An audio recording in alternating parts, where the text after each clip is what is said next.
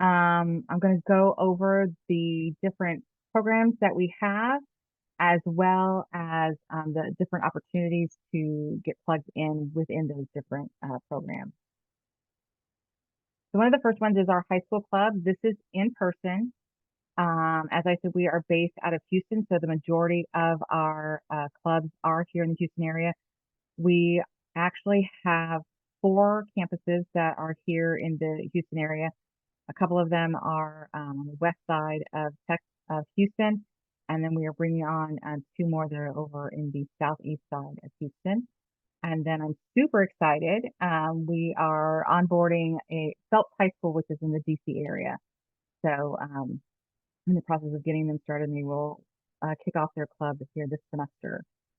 The different roles that we have, we've got campus liaison, being a presenter, or being a career speaker. So career speaker, that is very casual. It is you going in and just talking to the girls about your career and your career journey, answering questions that they have. There's no formal presentation with that. Workshop presenter, we have different topics. The campuses select which topics they would like to have the girls learn about. We have all of those materials, so that is a more formal presentation. And those women who sign up for that particular slot, again, like I said, we get you the materials and in enough time that you have a chance to review them. Our campus liaison, so the workshop presenter and career speaker, those would be a one-time visit to the campus. Our campus liaison is somebody who would be at the campus every time that the club meets. And it is the person who is there representing Nerdy Girl Success and helps with meeting the volunteer that's there that day. Will help with coordinating if we are there during lunchtime. That campus liaison is the person who is ordering lunch, making sure that it arrives at the campus, is making sure that the sponsor knows, remembers that what day we're coming, that kind of thing. So it's a really key role um, uh, for that campus. They really help support the campus sponsor. And the campus sponsor, what that is the like it's usually a teacher or a counselor at the campus. Most campuses require that someone on staff is involved with the club if we're going to be doing something on a campus. Most of our clubs meet once a month for about an hour. And so, again, like I said, most of those volunteers would be a one-time visitor. Our DC campus is actually going to be meeting twice a month. We do have some clubs that meet during lunch. And when we do that, we do provide lunch for the girls. And then we have a couple of campuses that are actually going to be meeting after school. And for those campuses, we provide snacks. Does anybody have any questions about the high school club opportunity?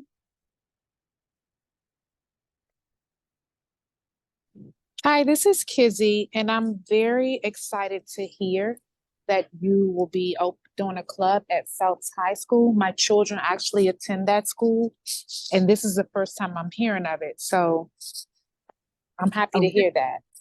yay. Well, I'm excited about that. Literally, like we just got the club sponsorship at the end of the year, at the end of December. And so that's why this is all new. Like we're still in the process of setting everything up. And as a matter of fact, Kizzy, you were involved with the Career Leadership Summit that happened at LMI. We're actually Yes. looking at actually doing a summit again in the DC area in April at Phelps High School. So, woo-hoo. Okay, sounds good. I look forward to doing that again. Absolutely. All righty. Here we go. And as we were just talking about, our Career and Leadership Summit. This is a half day experience. It happens usually on a Saturday from about 9 to 12:30 with the girls. It feels very like career fair like. Ours differs a little bit in that the girls are there learning about the different women, their career journeys, not so much about what jobs are available at what companies. Um, so they'll get to do that. They also have they'll have a breakout session that they get to attend, as well as hearing a panel discussion. So the different roles that we have, again, there's a workshop presenter, career representative, that's you at a table. Again, not a formal presentation, just there talking to the girls as they come and visit you at your table and sharing about your career, your current career, how you got there, and answering any questions that they have. We've got panelists. So we have like I said, we have a panel discussion. We will email questions to the panels ahead of time so you have an idea of what's going to be asked. We do ask that, we do always look for a photographer to capture pictures from the event and everything. And then we have our general volunteers, and they help with checking in the students, checking in the volunteers, helping get things set up on that very first day. So our locations are, we've got, see here, we're going to be at Houston the end of this month. We are going to be actually in Louisville, which is Dallas Fort Worth area, next month. And then we'll be back in Chicago in March. In April, we'll be in DC, and then we will be in Hopkinton, Maine in May. I saw Kathy raise her hand. Yes, ma'am. I forgot what my question was now. Oh, I remember what it was. In terms of a photographer, I know this is a career and leadership summit for girls. So do you want your folks who provide services as a photographer, et cetera, to be women? Excellent question. So if you are going to be in front of the girls talking about your career, then we do ask that those are women. So that would be the workshop presenter, career representative, and panelists. For our general volunteers and for our photographers, that we are open for. The last time we were in Houston, we had a male photographer who was there helping out. But again, when we're having someone talking to girls about careers, representation matters, and so we definitely want women who are there talking to the girls about that. Thank you. That helps me with some of my contacts who may be available as a photographer. Excellent. Thank you. Appreciate that. Frequency, like I said, usually once a year, and it's about a 3 to 4 hour commitment. Are there any other questions about the Career and Leadership Summit? And Taya, do you want to, Taya is actually here. She is, like I mentioned her earlier, she's one of our volunteer co-directors, and she's actually the person who is the volunteer co-director who's over our summits and has participated in one. So I was going to see if, Taya, if you want to share your experience as a volunteer with the summit. Sure. Yeah. So I've been with Nerdy Girl as an advisory board member and now on the board for, I think, going on 2.5 years or so. But I had the pleasure of being at one of our summits in San Francisco, and I was a career representative. And it was really refreshing, the questions that I was receiving from the girls. They were really thoughtful about what they were asking. And I myself have been in media and tech my entire career. So I was talking to them about program management and operations and how you go about that for when you're even getting started. And it was really interesting how they were picking up different pieces that they wanted to dig in more, and Christina, of course, prepares everyone with really great questions. So she gives them a sheet and they know what they need to do and they need to connect with each one of us. So having kind of a script for them to go off of, I think makes the entire process flow a lot better for the girls. So it doesn't feel uncomfortable. They're not just coming in cold and don't know how they should be approaching us. So kudos to Christina for putting it all together like that for us. But for me, as somebody who was just representing myself in my career, it was really rewarding to meet with each one of them. And I've been lucky enough to get some of them reaching out to me on LinkedIn afterwards, which was really nice too. So it builds a really good connection, I think, with the girls long term. Okay. Thank you. And Julia also has had an opportunity to, she is in the Boston area, so she volunteered at the Hopkinton Summit as well. So Julia, I didn't know if you had anything else that you wanted to share about volunteering with that. No, I think I would just echo all the feedback that Taya had. It's a really awesome opportunity. Hopefully for them, but also for myself. Makes me feel very hopeful about the future, about our future. These girls are so amazing, and every interaction I have with them just impresses me more and more. So excited for some of you to have that opportunity as well. Thank you. So the Career Accelerator is one of our virtual programs, and it is one that actually, for the girls, extends over multiple days. It actually, when we did it last spring, it actually started in March and went until May. So we spread it out. They have a lot of different activities that they are doing there. When we do meet, it's one, maybe 2 hours that we are meeting with the girls. They'll have a workshop, a session kind of thing to do. They range on different topics, from teaching them how to understand their paycheck, how to negotiate. We also help them with like things, typical things like getting your resume ready, getting a LinkedIn profile ready, teaching them about networking. They'll do a mock interview. One of the things that we are starting to introduce into the program now is actually teaching them what the trending careers, or what the hot careers are going to be in the next 5 to 10 years, so they can start looking at those, especially if it's something where they aren't certain what it is that they want to do post high school or post college. It is for, while our other programs have been exclusively for young women in high school, this particular program is for young women ages 17 to 22.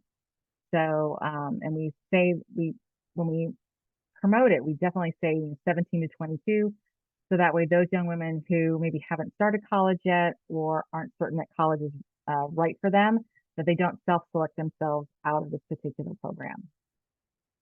The roles for our volunteers is actually a lot, a lot of roles here.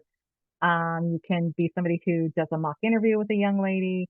We have a variety of different workshops that you could present. Again, we have the materials ready for you, so you wouldn't have to worry about actually creating any of the materials. With the career speaker, with this one, what we do is we actually will get you connected with the young lady who is interested in the career that you have, and you two would coordinate a time to meet via Zoom or Teams or Google Hangout or something like that to talk. So it's more of a one-on-one situation versus when you are coming via club or at the Career and Leadership Summit, where you're talking to 2 or 3 girls, or like at a club, you're talking to, anywhere between 15 to 20 girls. Part of this program also, there's an application process. At the end of it, one of the young ladies is awarded $500. And so they've got an essay that they have to do. They're scored on their mock interview. They're scored on their resume. And so we need people who are going to score the resumes as well as their essays that they have to write. So there's that. Also, we have, again, a resume reviewer, and we're also adding the LinkedIn profile reviewer. And so that, again, is very similar to the career speaker, where you would get connected with the young lady via us, and you would set a time that is mutual for the two of you. So that way you could go over her resume or go over her LinkedIn profile, give her some tips, you can ask questions, that kind of thing. Julia, I know that you've also been able to participate in the Career Accelerator program. So I wanted to see if you wanted to share with them your volunteer experience with that. Yeah, I believe I've done a few different roles there. I've done mock interviewer, a career speaker, and I've done scorer as well. So they're all a little bit of a different flavor. The mock interviewer is pretty fun. It does also allow for time for you to just connect with the participant and answer any questions they might have about your career and your journey in your career. But that is more like, they're typically not templatized. We're not necessarily giving you all the questions to ask, but it's really just to give them a sense of what types of questions for any generic company they might be receiving. And even if you don't know much about the specific career they're interested in. The idea is just to get them more comfortable with like the line of questioning they could expect. I also will say that what we found with the Career Accelerator and the Career and Leadership Summit is diversifying the volunteers and careers that we are presenting on or have individuals for, because a lot of times we lean hard into like kind of the corporate environment, but there are many girls, and I've solicited help from my network and friends who are interested in an array of topics like government, nursing, police work.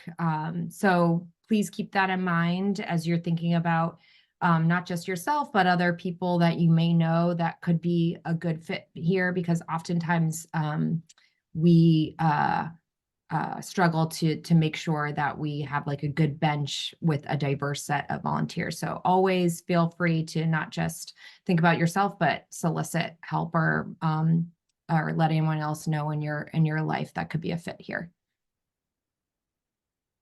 Are there any questions about this particular program?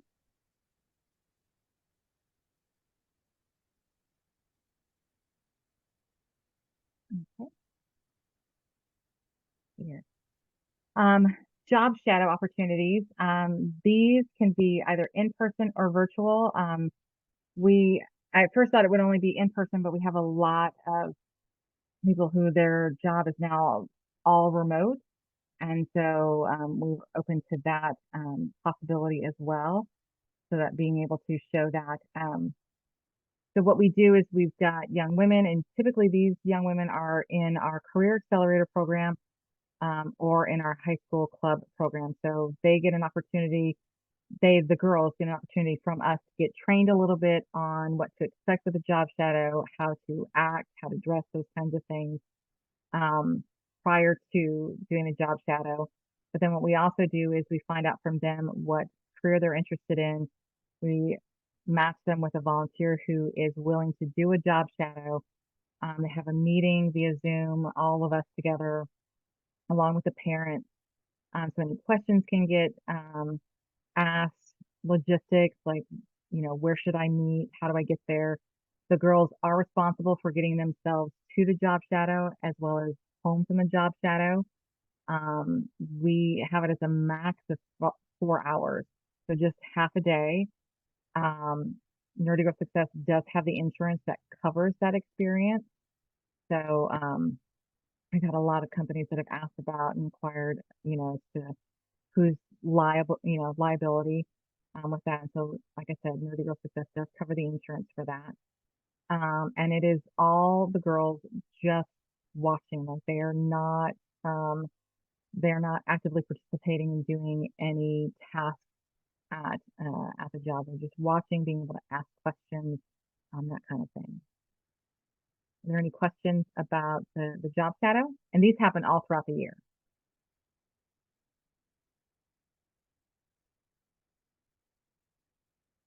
Okay. Our Flash mentoring program, this is all virtual, and it is not like a traditional mentoring program. So one of the things that makes this different is that the girls are more involved with selecting who is going to be their mentor rather than being matched with someone or being told this is your mentor. Another piece with that the girls are empowered with is that not only do they get to pick the woman that they want to speak with, they also can pick multiple women to speak with, and they get to pick the topic that they want to speak to that woman about. And so again, it's all virtual. And then what happens is that you have a profile on the website. The girls go to the website, they see who is there, they find someone that they want to meet with, and they read the profile. There's a contact form at the bottom, and they fill that out. If the young lady is 18 or under, we do first get parent permission, letting them know like, hey, your daughter wants to speak with Julia. Are you okay with that? And then we would connect Julia with the young lady, and then they go from there to find a day and time that they're going to meet, and, is it going to be Zoom, Teams, whatever, and what the topic is. And those are typically just one, maybe two meetings. Like maybe she wants to have Julia help her with her resume, or, maybe Julia attended the college that she's looking at. And so she can, get some, what was it like? What are the professors like? That kind of thing. So, like I said, it really gives the girls the power of just making those decisions within this mentorship. So, and again, the role here that's available is being a mentor. Are there any questions about the Flash Mentor? And again, this is something that's up on the website throughout the year, so there's no set time of the year when this would be happening. I don't have a question. I just wanted to compliment you guys. I think that's fantastic that you're teaching them to reach out. I find that there's so many women, full-grown women, that are hesitant to take the reins when it comes to asking for mentorship. So I think this is really fantastic. Thank you. I appreciate that. And we have been showing the girls in the clubs this and showing them how to do it. And they've been very hesitant with it because I don't think that they are used to, like they're used to being told, like, this is your mentor kind of thing. This is what you're going to talk about. So once we've got a few more women on our Flash Mentor page, I'm definitely like, we're sitting down with the campus liaisons and we're like, okay, we're going to take one day with the girls and we're going to be like, read through these, and I want you to reach out to one of these women, because they're really they don't think that the women will want to talk to them. Has been one of the hesitancies, is that, oh, they're not interested in helping me, that kind of thing. So alrighty, but thank you for the compliment. I do very much appreciate that. We've been trying to be very intentional with what we were doing. Alrighty. So those are our main programs and volunteer opportunities.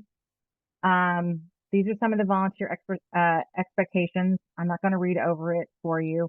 I will also let you know that you will get a volunteer handbook that has all of this laid out for you within there. It'll talk about, the different expectations, all of that kind of thing. So again, like I said, I won't go over this or read it to you. So it's things that I think would be, dressed and speaking of professionally. Obviously, those are things that we all know about. So, alrighty. Are there any questions about the expectations? I will ask that.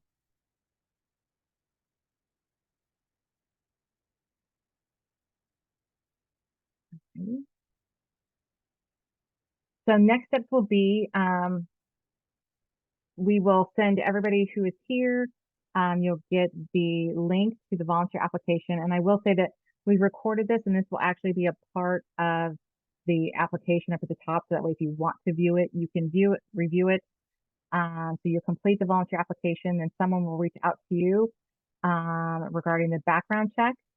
And once that all happens and gets completed, well, then the volunteer committee starts reaching out to you.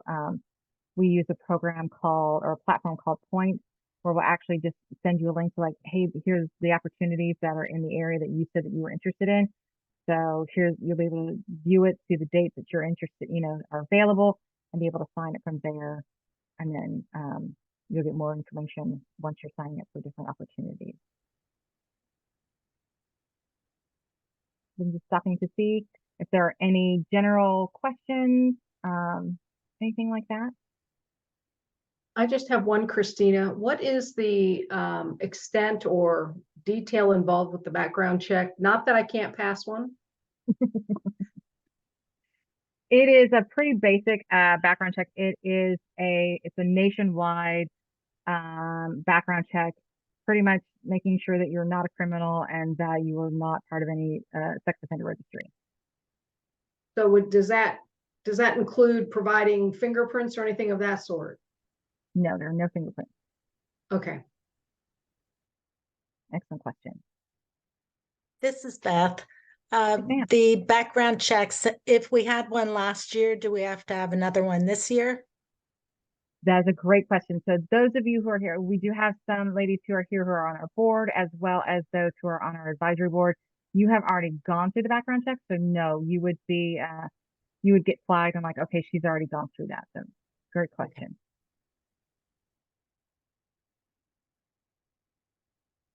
Any other questions?